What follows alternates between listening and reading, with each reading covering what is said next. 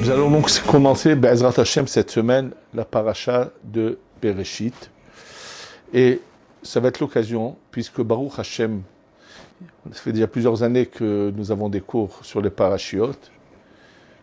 Et au départ, c'était plus le pshat, mais je pense qu'il arrive le moment avec tous les cours que nous avons déjà faits, ce sera accessible à tous ceux qui nous ont suivis, de maintenant d'essayer de comprendre de manière un peu plus profonde ce que veut dire ce mot Bereshit, quel est le secret de la Briat Olam, de la création du monde. Alors, qu'est-ce que veut dire le mot Bereshit? Bara, Elohim, et Hashamayim, et Haaretz. Que veut dire le mot Bereshit? Rashi se pose des questions. Si on voulait le comprendre textuellement, ça n'a aucun sens. Au début de quoi? Dieu n'a pas un début ni une fin. Le temps n'existe pas avant ce niveau-là. Donc, que voudrait dire le mot Bereshit? C'est là le problème. Et je vais vous faire aussi remarquer qu'ici, il est dit Bereshit bara, donc le mot Bria est utilisé. Et il y a aussi que le mot Elohim seulement qui est utilisé sans le nom de notre nom de Dieu. Et comme va nous dire le Rachem Akadosh, le mot Et vient toujours inclure quelque chose. Donc, Et Hashamayim Ve'et Haaretz. Que signifie ce mot Et Hashamayim Ve'et Haaretz? Qu'est-ce qui a été créé avec le ciel et qu'est-ce qui a été créé avec la terre? Question encore un peu plus profonde, on va le voir tout de suite. La mise en place du soleil et de la lune n'a commencé que mercredi. Qu'est-ce qui fait que sur terre il fasse jour? C'est lorsque le soleil arrive de notre côté du globe. C'est-à-dire que la partie du globe qui est face à la lumière du soleil, il fait jour. L'autre, à l'opposé dans le globe, quand chez nous il fait jour, à l'opposé, de l'autre côté, il fait nuit. Puisque de l'autre côté, le soleil n'apparaît pas. Comment donc peut-on comprendre que dès le premier jour, on nous parle de jour et de nuit? On nous parle de jour et de nuit, or il n'y a pas encore eu le soleil ni la lune, ils existent mais ils ne sont pas encore dans leur orbite, dans leur position d'éclairage sur la Terre, sur le globe terrestre. Donc que signifie le jour et la nuit? Ensuite, si le soleil et la lune ne sont mis en place que le mercredi de la création, comment ce premier jour de la création, on peut nous dire Vayomer Elohim Yehi Or, Vayi Or, qu'il y ait de la lumière, il y a eu de la lumière. Et ce qui est encore plus difficile à comprendre, c'est le passage d'après, où même Rashi va bien sûr se poser des questions, on va le voir tout de suite ensemble. Et avant de voir Rashi sur la suite de cette paracha, deuxième verset, qu'il va haaretz, la terre, haïta elle était, tohu vavohu, tohu bohu, vechoshech alpen eteom. Il n'y avait que des ténèbres sur l'ensemble sur tout l'ensemble. Et puis, qu'est-ce que veut dire Veruach Elohim merachefet? Rashi aussi se pose cette question. Il dit Rashi, qu'est-ce que c'est Ruach Elohim merachefet? Il dit que c'est le souffle de Dieu qui est au-dessus. Il dit le Kisei Hakavod, le trône céleste, Omed Be'avir est dans l'air. Ou merachef al pena maim, et comme il voltige au-dessus de l'eau, Beruach Piv chaque jour par le souffle de la bouche de Dieu. Donc, il donne comme exemple, comme une colombe qui vole qui est au-dessus de son nid. Pourquoi Rashi a-t-il besoin de nous parler d'un nid sur lequel se trouve au-dessus la colombe? Il y a bien sûr beaucoup de choses donc à comprendre dans cette création qu'on va essayer de voir Be'ezrat Hashem ensemble. Et essayer de répondre à toutes ces questions que nous avons posées. Premièrement, en ce qui concerne la création elle-même, il est dit dans la Mishnah, dans Masechet Avot, 5e chapitre, première Mishnah, Be'asara ma'amarot nivra ha'olam. Par 10 paroles, le monde a été créé. Que veut dire que par 10 paroles, le monde a été créé? C'est-à-dire que si on examine ensemble le texte de la création, le mot Vayomer va apparaître 9 fois. Il y a un premier Vayomer au début, Elohim Yior Vayior, premier. Ensuite, un peu plus loin, Vayomer Elohim Yirakia. Dieu a dit qu'il y ait le ciel qui sépare les eaux d'en haut avec les eaux d'en bas. Quand nous continuons la lecture, il est dit de nouveau, un peu plus loin, Vayomer Elohim, troisième fois. Et si vous continuez à les compter, vous allez arriver à 9 fois le mot Vayomer, qui veut dire la parole de Dieu qu'a créée. Et c'est à cela que fait allusion la Mishnah dans Avot, en nous disant Be'asara ma'amarot, par 10 paroles, Nivra ha'olam, le monde a été créé. Alors bien sûr, la question, je vous ai dit qu'il y a 9 fois Vayomer. Alors où sont les 10 paroles? Le Rambam, dans son commentaire sur les Mishnayot, le Tosfot Yom Tov également, se mentionnent tous. La question en fait figure déjà dans la Gemara, entre autres dans Masechet Rosh Hashanah, page 32, la Flamet Bet Amoud Aleph. Et lorsque là-bas, la Gemara parle de ces 10 versets que nous lisons à Rosh Hashanah, dans le Moussaf, de Malchuyot, de Zichnot, de Shofarot, et une des opinions, celle de Rabbi Yochanan, est à l'encontre des 10 paroles par lesquelles le monde a été créé. Et là, la Gemara dit Haïninu Vayomer, des Bereshit. Tu veux parler des Vayomer qui sont mentionnés dans Bereshit? Tisha Avu, ils ne sont que 9. Et la Gemara de nous répondre Bereshit Nami Ma'amaru. Le mot Bereshit est une parole de Dieu. Donc ça veut dire que déjà, et d'ailleurs le Shudi, comme je vous l'ai dit, le Rambam dit la même chose, ramène cela, et se pose la question, donc je vous l'ai dit, Alpi Sheloïd Ba'erbo Milat, donc il ramène la Gemara qui dit qu'ils ne sont que 9. Bereshit Nami Mamo Dirtiv Bidvar Adonai Shamaim Na'asu. Par la parole de Dieu, les cieux ont été créés. Oui. Aïnial Moré Al-Kilu Amar Vayomer Iyu Shamaim. Il dit quand c'est marqué Bereshit, c'est comme si que Dieu avait dit qu'il y ait le ciel et la terre. C'est-à-dire que donc le Rambam, bien sûr, est évident, explique la Gemara, que ce mot Bereshit, finalement, est une parole de Dieu qui a créé. Et là, question toute simple. Pourquoi cette première parole devrait être différente des autres? Pourquoi dans les 9 paroles d'après, le mot Vayomer, Dieu a dit, est mentionné, et ici, au lieu de marquer Vayomer, Yehi Hashamayim et Hashem et Haaretz, comme le dit le Rambam, il y a le mot Bereshit. Si le mot Bereshit, comme le dit le Rambam, c'est comme si c'était marqué Vayomer Elohim, Dieu a dit Yiyu Hashamayim et Haaretz, alors pourquoi la Torah change-t-elle de terme et elle met un terme qui donne à qui pourrait tromper, qui pourrait nous induire en erreur?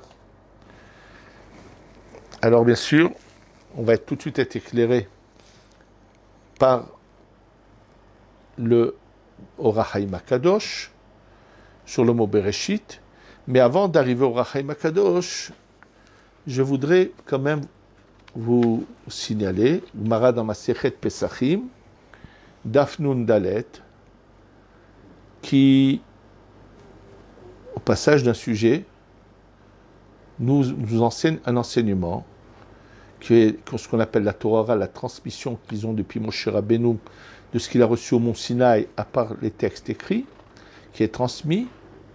Et là-bas, quelque chose de très intéressant est mentionné. C'est un des endroits qui nous parle de ce qui s'est passé avant cette création du monde. Oui. La Gemara, donc, dans Masechet Psachin Dafnun Dalet, dit Veha Tanya. Voilà que nous avons enseigné dans une braïta. Shiv'a Devarim, 7 choses, Nivreu ont été créées, Kodem Shenivra Ha'olam, avant que le monde soit créé. Donc, c'est-à-dire qu'il y a des éléments qui ont devancé la création de ce qui est marqué dans la Torah. Donc, on a quand même dans la Gemara déjà des repères qui nous parlent de ce qui est antécédent à la création du monde. Alors, quelles sont ces 7 choses créées donc avant la création du monde? Et la Gemara de répondre, Velouren, les voici. Torah. La Torah existe et créée donc avant la création du monde.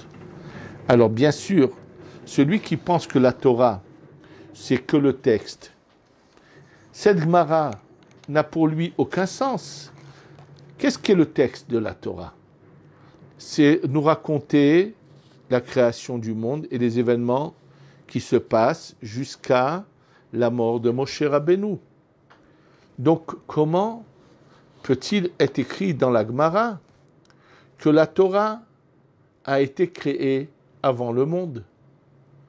Je ne peux pas écrire un livre d'histoire sur quelque chose qui ne s'est pas encore passé.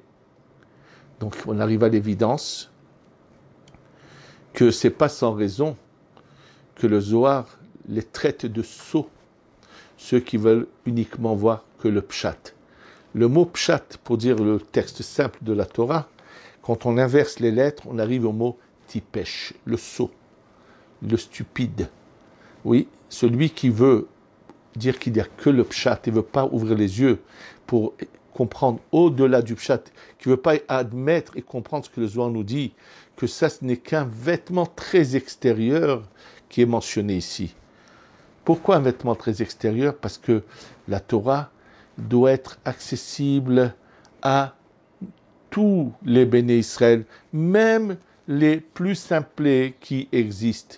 C'est-à-dire qu'il y a des gens qui sont vraiment simplés, comme c'est mentionné dans Tana de Beliaou, qu'un jour, Eliyahu Hanavi rencontre un chasseur qui fait des filets pour attraper ses proies. Il lui dit, mais pourquoi mon fils, tu n'étudies pas la Torah? Il lui a dit, moi, j'ai rien dans la tête. J'ai cherché à étudier, je ne comprends rien, je ne suis pas. Il lui a dit, dis-moi, comment tu sais confectionner ces filets et savoir les placer? Tu as quand même un peu de jugeote pour savoir comment placer tes filets et comment où les mettre pour pouvoir attraper du gibier. Donc, tu peux étudier la Torah. Bien sûr, qu'est-ce qu'il lui dit? Mais quel rapport? La Torah, c'est quelque chose de bien plus profond. C'est vrai, mais il y a aussi une approche toute simple pour celui qui a qu'un niveau le plus bas, le plus simple. Mais ça, c'est que pour ces pauvres malheureux à qui il n'a pas été donné, pour des raisons qu'on va peut-être comprendre ensuite, plus que ça comme intelligence pour comprendre autre chose que la simple apparence, la simple histoire qui est en avant de la Torah, qui est ce vêtement. Mais Baruch Hashem, la quasi-majorité des personnes, sont rares ceux qui sont à ce niveau-là, intellect aussi bas, ont un peu plus de compréhension des choses. Et eux ne peuvent pas se contenter d'un livre d'histoire. Et s'ils veulent que se contenter que d'un livre d'histoire, et qu'ils ont les facultés de voir un peu plus loin, ils devront donner compte là-dessus de ne pas avoir voulu ouvrir les yeux. Donc, on nous dit que la Torah est créée avant la création du monde. Alors, qu'est-ce que c'est cette Torah qui est créée avant la création du monde? Bien sûr, la Torah, c'est une lumière divine qui, en fait, c'est le modèle par lequel se trouve tout ce qui va se passer dans la Torah ensuite, ce qui va se passer ensuite. Deuxième chose qui est mentionnée, la teshuva, le repentir. Et là, le Ben Ish Chai, tout de suite, se pose la question, et dit de Ben Ish Chai sur cette Gemara, Tsarich le'avin, il faut comprendre, ma bria yesh batshuva. Qu'est-ce que ça veut dire créer la tshuva? La tshuva, le repentir, c'est si j'ai quelqu'un qui a mal agi, je lui donne la possibilité de se repentir. Il n'y a pas encore d'être humain sur terre. Que signifie que la tshuva, le retour vers le bien, est créé? Comment peut-il être créé s'il n'y a pas d'individu, que personne n'a encore fait de mal? Question que pose donc le Ben Ish Chai. Et là, le Ben Ish Chai fait que mentionner ce à quoi je voudrais aboutir avec vous. Et il explique, je vous ai dit pourquoi des fois on voit le chiffre 10 qui est mentionné dans la création. Et là, on nous parle de 7 choses créées avant la création du monde. Donc, il n'y a pas de hasard qu'une fois c'est le chiffre 10, une fois le chiffre 7. Et là, le Ben Ish Chai ramène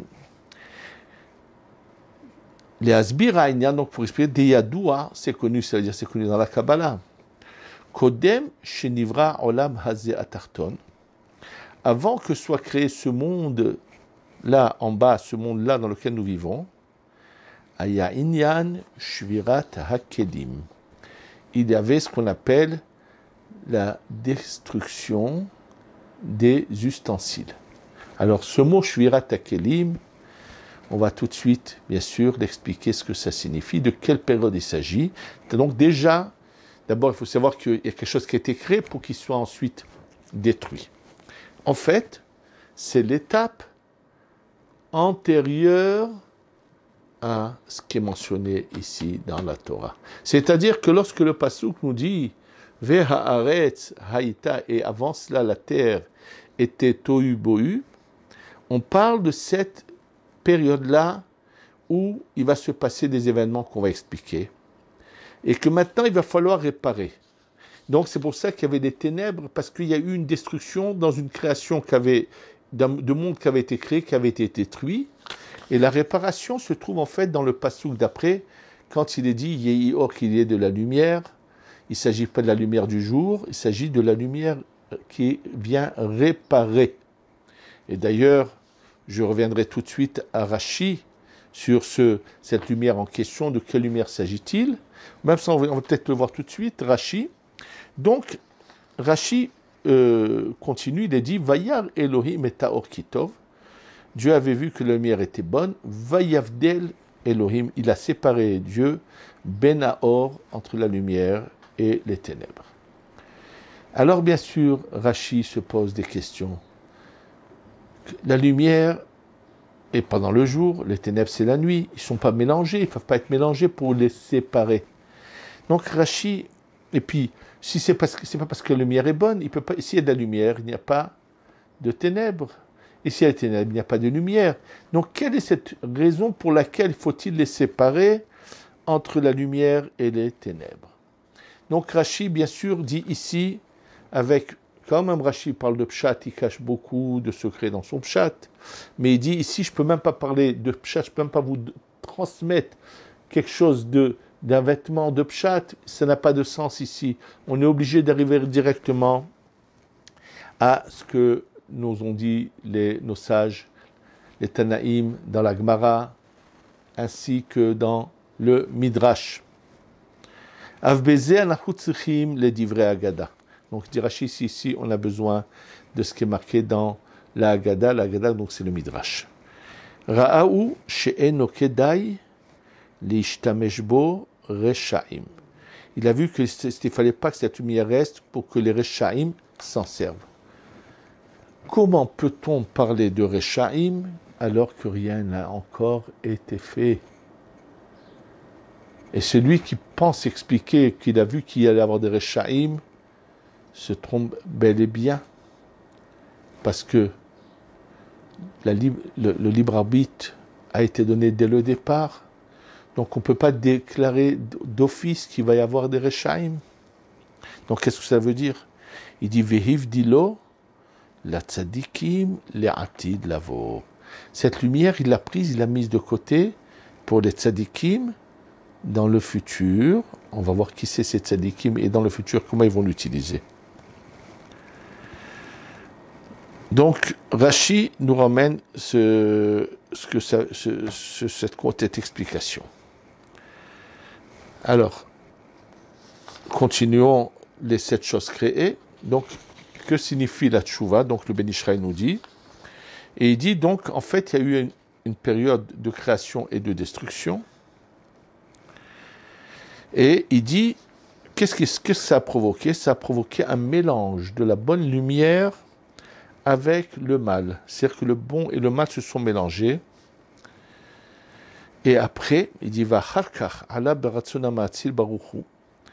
Il y a eu le désir du Créateur, les ahayot, de refaire vivre ces parties de lumière qui sont tombées, pour lesquelles est utilisé le terme de mort dans la Kabbalah, ou les taken et telou à séphirot, donc de réparer les sphirot en question, Anikraïm qui sont appelés Beshem Melachim, comme des rois qui sont descendus.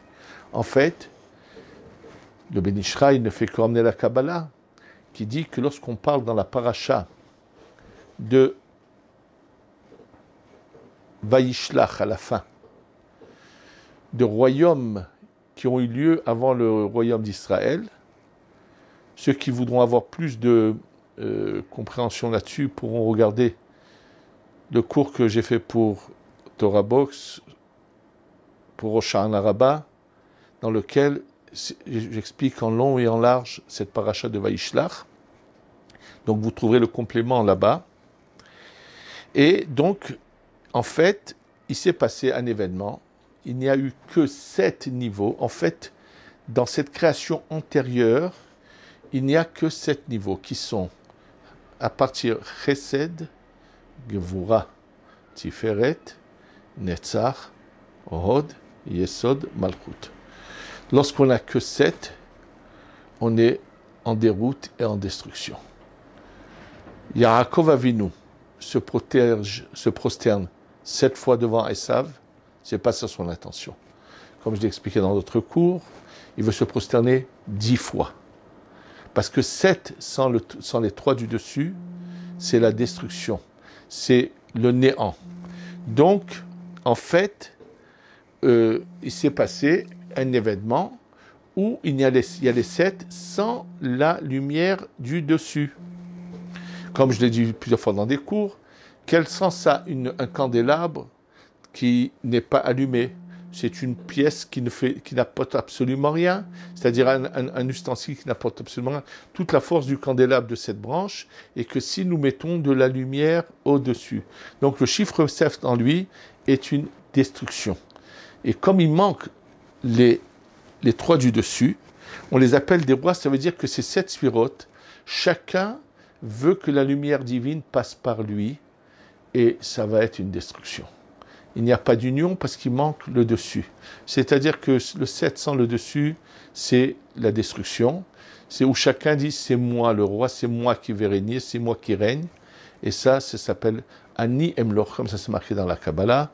Ça emmène la destruction. Donc c'est un épisode antérieur à ce qui est marqué dans Bereshit. Et donc, ce que nous ramène donc le Ben Ishraï, et il dit, ça a été fait, mais ça a été fait volontairement de Dieu, tout ça, bien sûr, pour que ensuite il y ait une réparation. Maintenant, cette réparation qu'il doit y avoir ensuite, oui, c'est avant que on arrive à ce à quoi nous sommes arrivés. Donc, il explique que la réparation de ces mondes, c'est la Teshuvah. C'est-à-dire qu'en fait, je vais un peu plus approfondir dans un moment les paroles du Ben Ishraï. Et on va juste d'abord continuer la parole de la Gemara.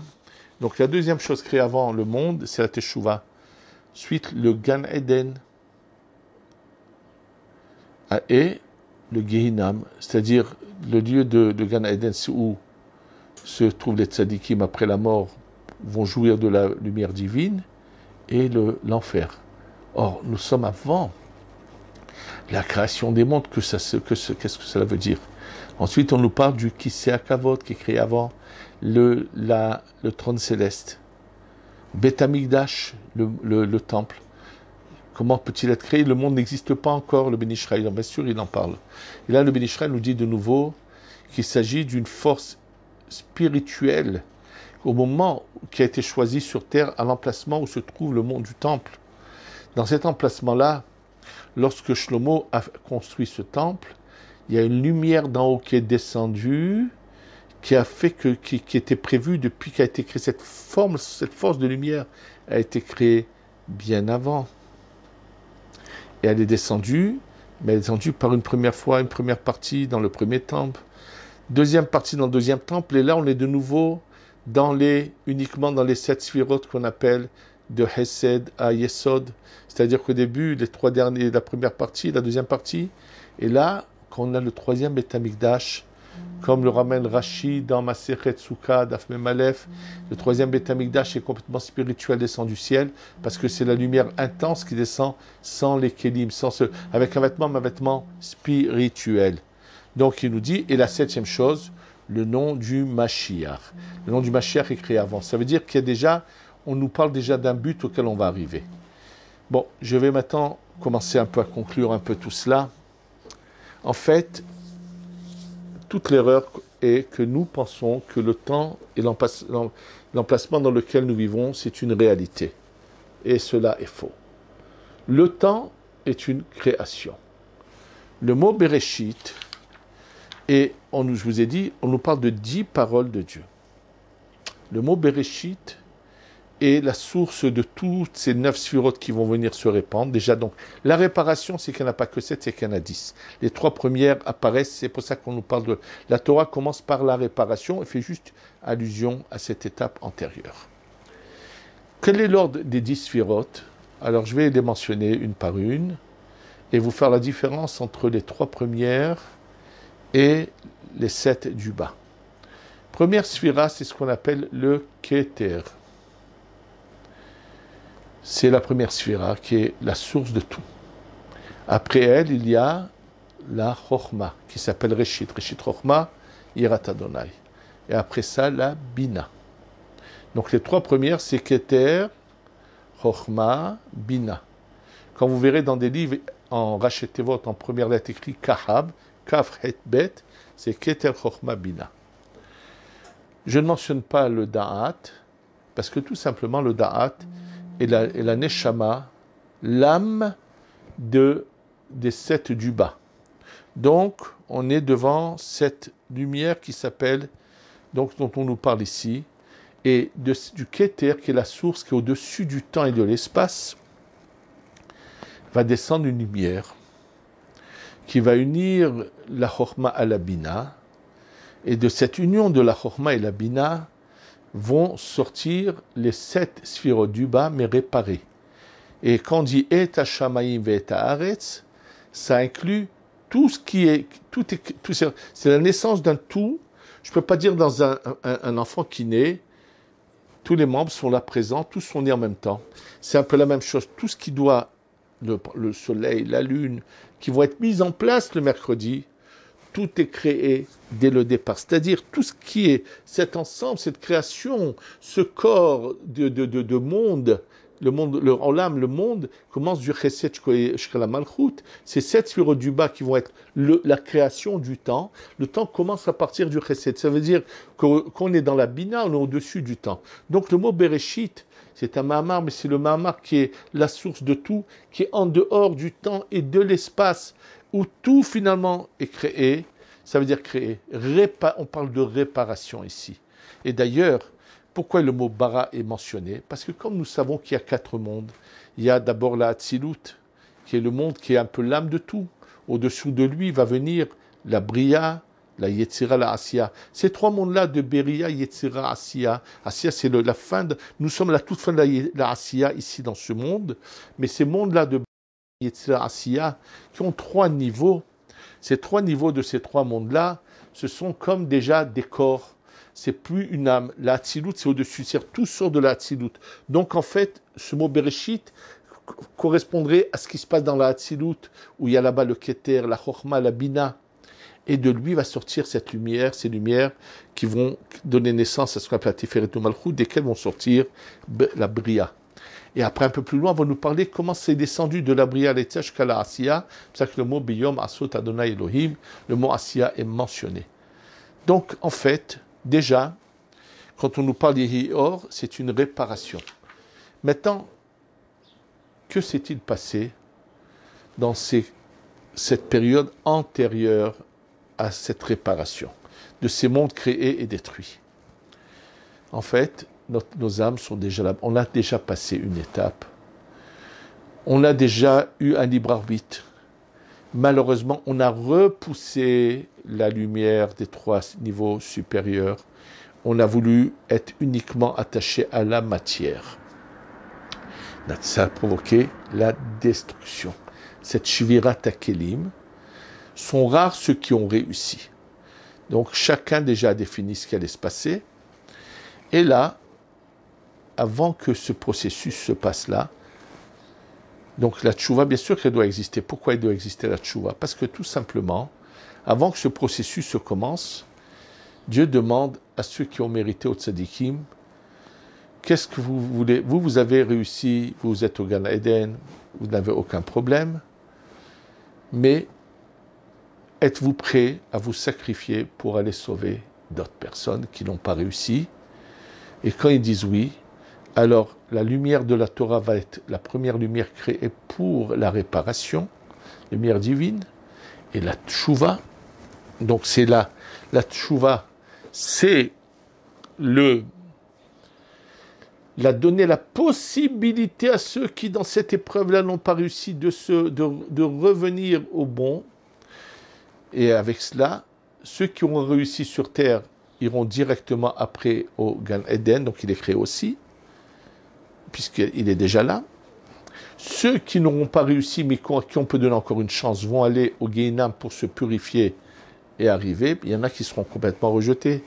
Vers quel autre cycle, on ne peut pas le savoir. Qui c'est à Kavod, le rond transcéleste, ça veut dire tous ceux qui vont accepter de prendre le joug de Dieu sur eux.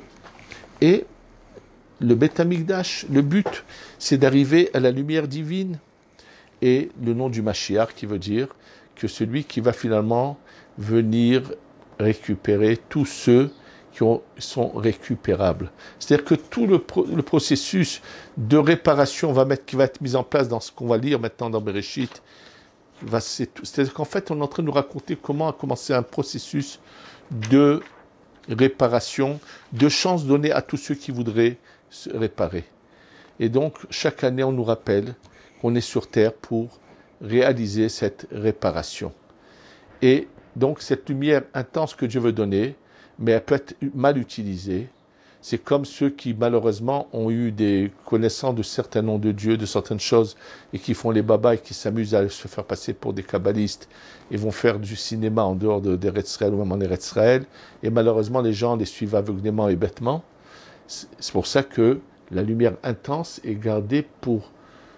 On va donner une chance à tous ceux qui auront réparé pendant ces 6000 ans, d'arriver au Gan Eden, en haut. Et le 7e millénaire, c'est pas par rapport à la Malchut, c'est par rapport monter à la Bina au-dessus du temps, de l'espace. C'est ça le but, c'est l'étape d'après. Et d'étapes, il y en a sans fin. Donc, on a commencé à avoir un aperçu de ce qui est la création dont il est parlé ici, et que, en fait, on nous parle de l'étape qui nous concerne, qui est une réparation, qui va aboutir donc au but, c'est le vendredi où l'homme et Adam et Chava sont là présents. Ils sont déjà créés, ils sont au Gan Eden, ils ont déjà vécu, en parlant de nous tous. Et là, ils vont devoir faire une plongée en bas avec tous les tzadikim, pour tous ceux qui n'ont pas réussi, et pour donner encore une chance à ceux qui n'ont pas réussi de réussir. On a vu qu'on a eu qu'un aperçu, on pourrait bien sûr, Ezrat Hashem, on va continuer dans notre cours à expliquer un peu les choses un peu plus profondément, mais c'était juste l'occasion de vous donner un aperçu. Donc c'est pas par hasard qu'on nous a parlé de cette chose créée avant, puisque avant la réparation, c'est uniquement les sept, ce qu'on appelle les sept rois, les sept sirotes qui dominent, et c'est la destruction. Et là vient la réparation. Dans ces sept-là, on a rajouté la réparation qui est la lumière, comme ce candélabre qui, lorsqu'il éteint, il ne sert à rien, mais s'il a de la lumière dessus, il sert. C'est un peu ça que fait allusion la Torah. Donc on a un peu un aperçu un peu de ce que nous veut nous parler la Torah quand elle parle de Bereshit. Be'ezrat Hashem, Kadosh Baruch Hu nous ouvre les yeux, nous éclaire, qu'on puisse comprendre la Torah, mieux l'expliquer, mieux la comprendre, Be'ezrat Hashem, et qu'on amène cette lumière du Mashiach bientôt parmi nous. Amen, ve Amen.